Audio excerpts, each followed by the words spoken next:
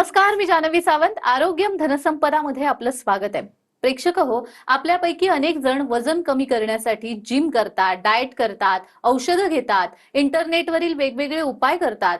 पण काही दिवसांनी पुन्हा वजन वाढतं आणि मग वाटतं माझं वजन कधीच कमी होणार नाही. पण प्रश्न फक्त वजनाचा नाही, प्रश्न आहे शरीरात वाढलेल्या चरबीमुळे निर्माण होणाऱ्या आजारांचा. आज आपण जाणून घेणार आहोत गंभीर लठ्ठपणामध्ये निवासी उपचार कधी आवश्यक ठरतात. त्यासाठी आपल्या सोबत आहेत माधवबाग खोपोलीच्या OPD head doctor Deepali Deshmukh. Doctor, कार्यक्रमात आपलं स्वागत. नमस्कार. तर चर्चेला सुरुवात करण्यापूर्वी माधवबागचे उपचार घेऊन आनंदी जीवन जगत असलेल्या आनंदी रुग्णाचं मनोगत ऐकूयात. नमस्कार, मी सोनाली कोरडे, पुण्याहून. 1 महिन्यापूर्वी माधवबागला मी ट्रीटमेंटसाठी आली होती. ऍक्च्युली दम खूप लागत होता, शुगर जास्ती होती, कोलेस्टेरॉल खूपच जास्ती होतं, बीपी होतं. 1 महिन्यापूर्वी ट्रीटमेंट घेतल्यानंतर 6 दिवस इथे मी ट्रीटमेंट घेतली. पंचकर्म येथे सर्व त्यांच्या ज्या ट्रीटमेंट आहे त्या सगळ्या घेऊन मी आज 1 महिन्याने फॉलोअपसाठी आले. फॉलोअप मध्ये आता सगळ्या टेस्ट करून झाल्या. टेस्टचे रिपोर्ट टोटली सगळे नॉर्मल आहेत. Sugar, BP, HDL means lipid profile, cholesterol सगळे टोटल रिपोर्ट नॉर्मल आलेले आहेत. म्हणजे अनबिलिव्हेबल रिपोर्ट आहेत. ऍक्च्युली मी खूप खुश आहे इकडे ट्रीटमेंट घेऊन. 1 महिन्यानंतर पुढच्या वजन माझं 1 महिन्यात 4 किलो कमी झालंय, सर्वात महत्वाचं. आणि आणखीन 1 महिन्याने तर परत फॉलोअप आहे, तेव्हा बघू आणखीन किती फरक पडतोय ते. फक्त व्यायाम, डाएट हे कंपल्सरी फॉलो करायचं, तर मग सगळे फॉलोअप आपले चांगले होतील अशी अपेक्षा आहे. मंडळी, जसं त्याने सांगितलं की लठ्ठपणावर मात करण्याचा त्यांचा प्रवास हा केवळ वजन कमी करण्यापुरता मर्यादित नव्हता. उपचारानंतर वजनात झालेली घट, शरीरात जाणवलेला हलकेपणा आणि दैनंदिन आयुष्यात आलेला सकारात्मक बदल यामुळे त्यांचा आत्मविश्वासही लक्षणीय वाढला. डॉक्टर, लठ्ठपणा हा फक्त सौंदर्याशी निगडीत असतो का तो स्वतःमध्ये एक गंभीर आजार आहे? फक्त सौंदर्याशी रिलेटेड नाहीये, तर खूप मोठा गंभीर आजार आहे. कारण वजन हे सगळ्यात महत्वाचं रिस्क फॅक्टर आहे सगळ्यात डिसीज होण्यासाठी. म्हणजे हाईट नुसार वजन असणं फार गरजेचं आहे. म्हणजे हाईट इन सेंटीमीटर -100. म्हणजे जर तुमचं उंची असेल तर 150 सेंटीमीटर -100 म्हणजे 50 किलो वजन पाहिजे. जर ते 70 आहे, 80 आहे, 90 आहे, 100 आहे, म्हणजे तेवढ्या जास्त प्रमाणात हृदयाला काम करावं लागतं. जेव्हा उंचीनुसार वजन असतं तेव्हा हृदयाला 5.5 लिटरचा रक्तपुरवठा सगळ्या शरीराला पोहोचावा लागतो. पण जेव्हा वजन वाढतं तेव्हा त्याला जास्त काम करावं लागतं. जास्त काम केलं की ते थकणारच आहे. त्याच्यामुळे हृदयावर जो लोड येत असतो ते अतिरिक्त वजनामुळे, रोज आपण जर 50 किलो वजनाचं साखरेचं पोतं जर घेऊन जात असू तर आपल्याला तेवढा लोड येणारच. तसंच हृदयावर पण तेवढा लोड येत असतो. म्हणून उंचीनुसार वजन असणं फार गरजेचं आहे. त्यासोबतच हे अतिरिक्त फॅट्स जे आहेत ना, तेच इन्सुलिन रेजिस्टन्स करून शुगर वाढवत असतात. हे अतिरिक्त फॅट्सच तुमचं कोलेस्ट्रॉलच्या रूपात, ट्रायग्लिसराईडच्या रूपात तुमचं फॅक्टर ऑफ ब्लॉकेजेस तयार करण्यासाठी काम करतात. हे अतिरिक्त फॅट्स जे आहेत त्याच्यामुळे हार्मोन चेंजेस होतात. त्यामुळे PCOD, पुन्हा स्लीप ॲपनिया म्हणजे रात्री श्वास घ्यायला त्रास होणे, हे सगळी विविध लक्षणे दिसतात फक्त आणि फक्त वजनामुळे. म्हणजे आयुर्वेदामध्ये असं सांगितलं जातं की अष्टोनिंदित अध्याय आहे आमच्या याच्यामध्ये. त्याच्यामध्ये अतिकृश आणि अतिस्थूल म्हणजे अतिरिक्त वजन वाढलेले जे आहेत ते निंदित आहेत. त्याच्यामुळे आपल्याला त्याच्या जसं सौंदर्यासाठी खूप महत्वाचं आहे, तसं आजार होण्यासाठी पण स्थूल पण आहे, खूप इम्पॉर्टंट आहे. तर वेळीच त्याची उपाययोजना करून घेणं गरजेचं आहे. उंचीनुसार वजन ठेवणं गरजेचं आहे. आपण म्हणतो की ठीक आहे 2 किलो वजन वाढले, 3 किलो वाढले, पण तिथे आपल्याला परफेक्ट त्याचं निदान करून त्याचं योग्य आपण जीवनशैलीमध्ये चेंज करून घेतले तर नक्कीच आपण ओबेसिटी पासून मुक्त होण्यासाठी काम करू शकतो. त्याच्यासाठी diet, exercise, lifestyle change, stress management आणि सोबतीला पंचकर्म केलं तर नक्कीच फायदा होऊ शकतो. अगदीच. उंचीनुसार वजन असलं पाहिजे असं तुम्ही म्हणालात. मग कोणत्या BMI नंतर किंवा कंबर किती वाढल्यानंतर आपण गंभीरपणे उपचार केले पाहिजेत? आता नॉर्मल BMI किती असतो हे सांगते. नॉर्मली 23 ते 25 हा BMI नॉर्मल आहे. म्हणजे सांगायचं म्हणलं तर वजनामध्ये जर आपलं 5 किलोनी वजन वाढलं असेल तर ठीक आहे. पण 10 किलोनी वाढतंय, 15 किलोनी वाढतंय, 20 किलोनी वाढतंय, म्हणजे मग इट इज सिरियसनेस. आणि नॉर्मली जे आपलं ॲब्डॉमिनल गर्थ आहे ना, ते फिमेल्समध्ये 90 सेंटीमीटर हवं आणि पुरुषांमध्ये ते 88 सेंटीमीटर हवं. पण ते 110 होतंय, 104 होतंय, 105 होतंय, म्हणजेच आपल्या पोटाचा घेर वाढत चाललेला आहे. म्हणजे आपले हातपाय बारीक आहेत पण पोटाचा घेर वाढतोय, तर हे खूप सिरियस लक्षण आहे. कारण central obesity is the risk factor for heart disease in Indians. म्हणून पोटाचा घेर नियंत्रणात ठेवणं गरजेचं आहे. आता बऱ्याच जणांना उंची माहित नसते, पोटाचा घेर माहित नाहीये आणि आपण म्हणतो, अरे आम्ही तर खात्यापित्या घरचे, तर आमचं वजन एवढंच होतं, माझं लहानपणापासून वजन असंच होतं. पण जर तुम्हाला खरंच तुमचं वजन जास्त आहे का हे बघायचं असेल, तर सरळ उभं राहायचं आणि उभं राहिल्यानंतर तुमच्या पायाची बोट तुम्हाला दिसली पाहिजेत. ज्यांची ज्यांची दिसत नसतील त्यांचे वजन जास्त आहे, म्हणजे पोटाचा घेर वाढलेला आहे, म्हणजे तेच जाऊन तुमचं रिस्क फॅक्टर, हृदयाला त्रास देण्यासाठी काम करणार आहे. तर उद्यापासून एक्झरसाइज करून आणि डाएट, लाईफस्टाईल चेंज ह्या सगळ्या गोष्टी करून जर पोटाचा घेर वाढलेला असेल तर ते नक्कीच कमी करून ठेवणं गरजेचं आहे. त्याच्यासाठी पंचकर्माची साथ घेतली तर लवकरात लवकर त्याच्यामध्ये फायदा होऊ शकतो. आणि तेच अतिरिक्त जे ॲब्डॉमिनल गर्थ वाढलेलं आहे त्याच्यामुळेच इन्सुलिन रेजिस्टन्स होऊन तुमचं फॅटी लिव्हर होत असतं आणि तुमचं शुगर वाढवण्यासाठी ते काम करत असतं. म्हणून पोटाचा घेर कमी ठेवणं फार गरजेचं आहे. अगदीच. तर प्रेक्षक हो, अनेक लोकांना वाटतं थोडं कमी खाल्लं की वजन कमी होईल, पण जर अनेक वर्षांपासून वजन वाढत असेल तर त्यासाठी तज्ञ उपचारांची गरज लागू शकते. डॉक्टर, असे कोणते रुग्ण आहेत की ज्यांना ओपीडी उपचार पुरेसे ठरत नाहीत, मग त्यांनी निवासी उपचाराचा विचार करायला हवा? आता डायबिटीज, ब्लड प्रेशर, पुन्हा तुमचं कोलेस्ट्रॉल वाढलेलं आहे, स्ट्रेस खूप आहे, ताणतणाव खूप आहे, व्यायामाचा अभाव आहे, सेडेंटरी लाईफस्टाईल आहे, वर्क फ्रॉम होम आहे, छोट्या छोट्या गोष्टींचा आपल्याला स्ट्रेस होतोय, हार्मोन चेंजेस झालेले आहेत, हे सगळे जे रिस्क फॅक्टर आहेत ते तुमचं वजन वाढवण्यासाठी काम करतं. आणि तुमचं स्लीप ॲपनिया म्हणजे रात्री श्वास घ्यायला त्रास होणे, खूप घोरणं होणे, स्नोरिंग होणे, रेस्टलेस फील होणे, हे जेव्हा चालू होतं वजन वाढल्यानंतर तर त्याची वेळीच उपाय करणं गरजेचं आहे. त्यासाठी निवासी उपचार करणं गरजेचं आहे. आता निवासी उपचारामध्ये नेमकं काय असतं, तर महत्वाचं की डाएटही आहे, एक्झरसाइजही आहे, योगा, प्राणायाम, मेडिटेशन आणि सोबत पंचकर्म. याच्याने काय होतं की डिटॉक्सिफिकेशन प्रॉपर होण्यासाठी काम होतं. म्हणजे नुसतंच एक्झरसाइज, नुसतंच डाएट चालेल का, तर नाही. त्यासोबत पूर्ण आपण पंचसूत्रीवर काम केलं तर नक्कीच आपण आपल्या वजनामध्ये विजय मिळवू शकतो. पण जर डॉक्टर एखाद्या व्यक्तीचं वजन हे 90, 100 किंवा त्यापेक्षा जास्त असेल तर घरच्या घरी वजन कमी करणं किती कठीण असतं? खूप कठीण आहे. कारण ह्या वेळेस काय असतं की जेव्हा हे इन्सुलिन रेजिस्टन्स होत असतं ना, म्हणजे वजन जेव्हा वाढत असतं ना, ते अननेसरी खूप खाण्याची इच्छा होत असते. मग काही दिसलं तरी ते खावंसच वाटतं. जरी आपण रात्री जेवण केलेलं असतं तरी पुन्हा 1-2 तासांनी आपल्याला भूक लागते आणि मग आपल्याला पुन्हा खावंसच वाटतं. कुठेतरी हे जे सटायटी लेवल आपली वाढलेली असते ती कमी करून ठेवणं गरजेचं आहे. त्यासाठी proper diet, proper exercise, proper lifestyle change, proper stress management आणि सोबत अंडरस्टेक डॉक्टर ऑब्झर्वेशन, हे सगळ्या गोष्टी करून घेतल्या तर नक्कीच आपण आपलं डिसीज रिव्हर्स होण्यासाठी काम करू शकतो. म्हणजे आपण घरी बसून फक्त एक्झरसाइज करत असतो, कधी कोणी घरी आलं की तेही राहून जातं. आपण डाएट पण प्रॉपर 1-8 दिवस करतो, पुन्हा म्हणतो छे आज आपण हे वडापाव दिसला की खातोच, किंवा घरी कोणी पाहुणे आले की आपलं डाएट फिसकटतो. त्यासाठी प्रॉपर एकदा गाडी सर्व्हिसिंग करून घेणं गरजेचं आहे. त्याच्यामुळे जेव्हा वजन खूप वाढलेलं आहे तर घरी बसून राहू नका.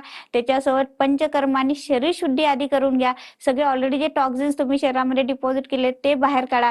म्हणजे अननेसरी जे खूप खाण्याची इच्छा होत असते, सारखं टेम्पटेशन होत असतं, गोड खाण्याची इच्छा होते, चॉकलेटच खावं वाटतं, तर ह्या वेळेस आपल्याला ते कटआउट करणं गरजेचं आहे. तर ते कटआउट कसं करायचं, किती प्रमाणात खायचं खायचं, काय खायचं, आणि ही जी इच्छा असते सारखं सारखं भूक लागण्याची, ती कशी कमी करायची, हे सगळं आपण हॉस्पिटलच्या 7 दिवसाच्या निवासी शिकेसेमध्ये शिकवत असतो. पहिले 2 दिवस पेशंट एकदम डिस्टर्ब असतात की मला खूप कमी खायला आहे, मला जेवणच नाहीये. पण शेवटचे तिसऱ्या दिवशी मात्र पेशंट हा खूप झालं हे खायला. म्हणजे जी शरीराची जी सटायटी लेवल आहे ती, आणि ब्रेनला जे की हा एवढं खाल्लं तरी आपल्याला सफिशियंट होणार आहे, हे जेव्हा आपण ते शिकवतो ब्रेनला, तेव्हा आपोआप तुमचं वजन कमी होण्यासाठी काम होत असतं. त्याच्यामुळे घरी बसून तुमचा वेट लॉस करण्यापेक्षा प्रॉपर एकदा गाडी सर्व्हिसिंग करून घ्या. म्हणजे पुढचा diabetes, blood pressure, obesity, infertility, hormonal changes, PCOD, हे सगळे रोग, आणि त्यासोबतच sleep apnoea, heart disease, heart blockages, पल्मरीचे प्रॉब्लेम्स, हे सगळे सॉल्व्ह होऊ शकतात फक्त आणि फक्त आपण वजन कमी केल्यामुळे. अगदीच. मग डॉक्टर, या माधवबागच्या निवासी उपचारामध्ये संपूर्ण दिवस जो आहे रुग्णाचा, तो कसा असतो? सकाळपासून रात्रीपर्यंत कसं नियोजन असतं? आयुर्वेदाने जी दिनचर्या सांगितलेली आहे की दिवसाचं आचरण कसं असावं, हेच निवासी चिकित्सेमध्ये शिकून दिलं जातं. म्हणजे किती वाजता उठायचं, किती वाजता झोपायचं, काय खायचं, किती खायचं, कुठल्या प्रकारचा व्यायाम करायचा, कधी करायचं, हे सगळं. म्हणजे फक्त डायटिशियन महत्वाचं आहे का? तर नक्कीच नाहीये. फक्त एक्सरसाइज महत्वाची आहे का? किंवा फिजिओथेरपिस्ट महत्वाचे आहेत का? तर नाहीये. फक्त पंचकर्म थेरपीज महत्वाचे आहेत का? तर नाहीये. तर पंचकर्म, डाएट, एक्सरसाइज, स्ट्रेस मॅनेजमेंटसाठी योगा, प्राणायाम, मेडिटेशन, आणि सोबत आपलं आहार, विचार, हे पण खूप इम्पॉर्टंट आहेत. तर विचार पण फार इम्पॉर्टंट आहे. त्याच्यासाठी स्ट्रेस मॅनेज कसा करायचा हे पण आपण निवासी चिकित्सेमध्ये शिकवून देतो. तर सकाळी 4:30 वाजल्यापासून ते रात्री 8:30 पर्यंत दिवस असतो. मग सकाळी 4:30 वाजता जे आयुर्वेदाने दिनचर्या सांगितलेली आहे ती सगळी प्रॉपर फॉलो केली जाते. म्हणजे दात घासणे, नाकात औषध, डोळ्यात अंजन, गार्गलिंग, म्हणजे हे दिनचर्या जी आहे ना, ही सकाळची ब्राह्मी मुहूर्तावर आपण करतो. ती खूप इम्पॉर्टंट आहे शरीरामध्ये जे टॉक्सिन्स आहेत ते बाहेर काढण्यासाठी. म्हणून दंत धावन, नस्य, अंजन, कवल, गंडूश, हे आपण सकाळी 4:30 वाजताच्या ब्राह्मी मुहूर्तावर करत असतो. बघा आपण कधी पशु पक्षी उशिरा उठलेले बघितलेत का हो? नाही. का बरं? तर सगळ्या पृथ्वी तलावर सृष्टीमध्ये सगळ्यांना जे डिटॉक्सिफिकेशन करण्याची जी वेळ दिलेली आहे ती सकाळची ब्राह्मी मुहूर्ताची दिली आहे. त्यामुळे जे काही टॉक्सिन्स आहेत ते तुमच्या तोंडामध्ये की लाळ येते किंवा चिकटपणा वाटतं, डोळ्यांमध्ये चिकटपणा येतो, हे ते घशात खवखव होत असते आपल्याला सकाळी सकाळी, तर ते जे काही टॉक्सिन्स आहेत ते बाहेर काढण्यासाठी ठेवलेले असतात. ते आपण प्रॉपर दंतधावन, नस्य, अंजन, कवल, गंडूश करून बाहेर काढले की डिटॉक्सिफिकेशन छान होण्यासाठी काम होतं. हे सगळ्यात युनिक ट्रीटमेंट आहे आपल्या हॉस्पिटलची. त्यानंतर आपण वॉकिंग, योगा, प्राणायाम, मेडिटेशन पेशंटला शिकवलं जातं, करून घेतलं जातं. एक्झॅक्टली वजन कमी करण्यासाठी काय एक्सरसाइज करायचे आहेत ते सगळे शिकून दिले जातात. आणि त्यासोबतच आपण घरी जाऊन पण ते प्रॉपर फॉलो करण्यासाठी MIB पल्स ॲप नावाचा आपला ॲप आहे. त्याच्यामध्ये रोजच्या रोज लाईव्ह सेशन आपण घेतो. पेशंट ते करतायत की नाही हे पण आपण बॅक ऑफ द एंड आपण बघत असतो की पेशंटनी किती एक्सरसाइज केलाय. मग लगेच आम्ही त्यांना मेसेज टाकत असतो. म्हणजे एक डॉक्टर त्याच्यासाठीच असतात की ते खरंच पेशंट ते सगळं फॉलो करतायत की नाही, त्यांचा कॉम्प्लायन्स घेण्यासाठी ते असतात. आणि कंटिन्युअस त्यांचा फॉलोअप घेतलेला जातो. त्यामुळे 3 महिन्यामध्ये आपल्याला डिसीज रिव्हर्स होताना दिसून येतो. आणि सोबत महत्वाचं आहे ते डाएट. म्हणजे आपण जसं दिनचर्या इम्पॉर्टंट आहे तसं डाएटही इम्पॉर्टंट आहे. तर किती वाजता 8 ते 9च्या दरम्यान नाश्ता, 12 ते 1:30च्या दरम्यान जेवण, 7-7:30 वाजता रात्रीचं जेवण. पण त्याच्यामध्ये नेमकं काय खायचं हे आपण सगळं इथं हॉस्पिटलमध्ये शिकवून देतो, करून घेतो. मग महत्वाचं काय असतं त्याच्यामध्ये, तर आपले जे कार्बोहायड्रेटचं प्रमाण आपल्या जेवणामध्ये जास्त असतं. म्हणजे आपल्याला पोळी, भाकरी, भात खाल्ल्याशिवाय जेवण झालं असं वाटतच नाही, किंवा बिस्किट, ब्रेड, बटर, पाव, टोस्ट हे हवंच. तर त्याच्याऐवजी जेवणाची सुरुवात जर तुम्ही सलाडने केली, गाजर, बीट, मुळा, कोबी, सलापत्ता, सिमला मिर्च, फ्लावर, जे काही तुमच्या घरी आहे ते मस्त स्टीम करा. ते अर्ध थाली, 1 वाटी डाळ, 1 वाटी भाजी, मग तुम्ही भाकरीला हात लावा.